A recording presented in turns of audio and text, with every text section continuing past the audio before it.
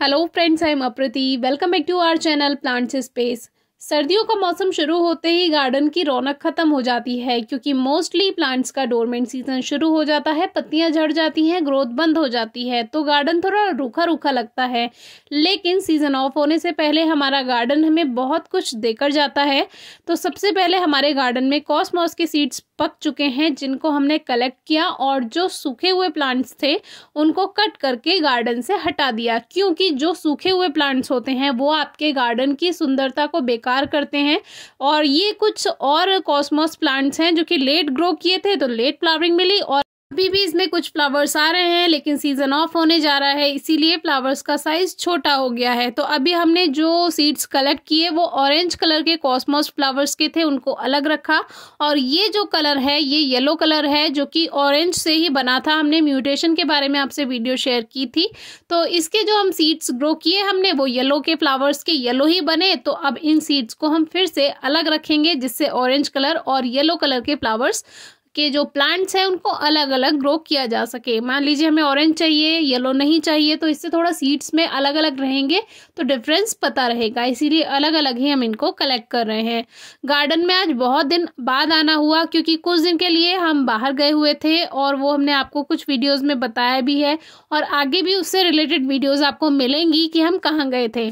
अब कॉस्मॉस में कुछ ब्रांचेस सूख जाती हैं, उनका टाइम पूरा हो जाता है, लेकिन कुछ रह जाती हैं जिसमें कलियां बनी रहती हैं, फूल खिलते रहते हैं, तो उसको आप कट कर दीजिए जो सूखी हुई ब्रांचेस हों, और बाकी के फ्लावर्स आने दीजिए जब तक सीजन चल रहा है।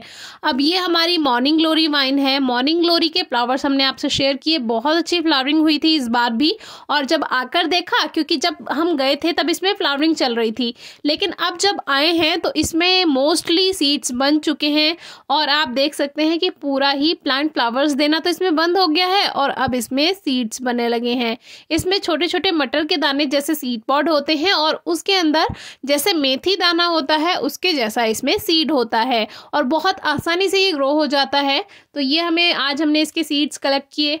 नेक्स्ट हमारा हर श्रृंगार यानी पारिजात का प्लांट, जिसमें बहुत सारे सीड्स बन चुके हैं। ये प्लांट हमें इस साल 4th ईयर फ्लावरिंग दिया था और इसको हमने सीड से ही ग्रो किया था। तो अब ये खुद इतने सीड्स दे चुका है कि हम खुद से इसके कई सारे प्लांट्स तैयार कर सकते हैं।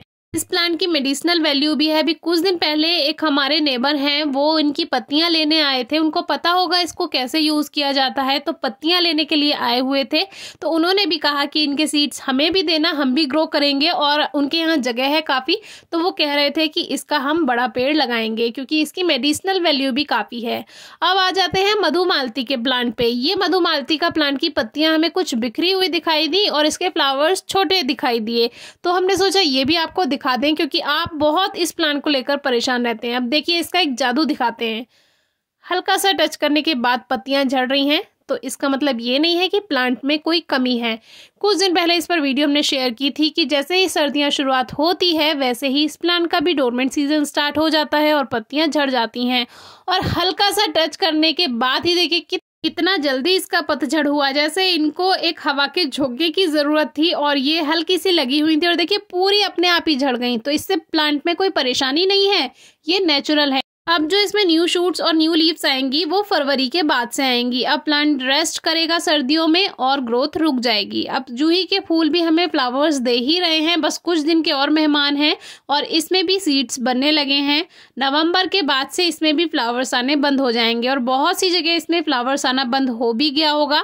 नेक्स्ट हमारा ये कैनफ प्लांट, जो कि इसमें भी अभी कुछ फ्लावर्स आ रहे हैं, 1-2 फ्लावर्स और आने रह गए हैं। कुछ कलियां हैं जो कि आगे के 2-4 दिन में और खिल जाएंगी। बाकी इसमें काफ़ी सारे सीड्स बनने लगे हैं, और इसके सीड्स कलेक्ट करना सबसे ज़्यादा परेशानी क्रिएट करता है, क्योंकि इसमें थोड़ी सावधानी हमें रखनी होती है। इसके जो सीड पॉड हैं इसमें कांटे जैसे होते हैं हल्के हल्के, और वो कांटे आपके हाथ में लग जाएं तो बहुत देर परेशान करते हैं।